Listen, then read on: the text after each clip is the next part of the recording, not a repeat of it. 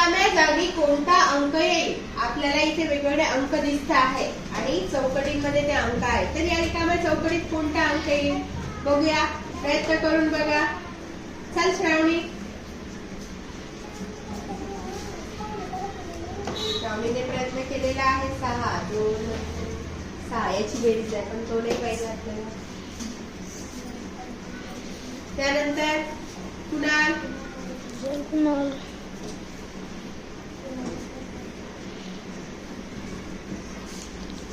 4 नाही. त्यानंतर कोण प्रयत्न करत आहे? अभंग.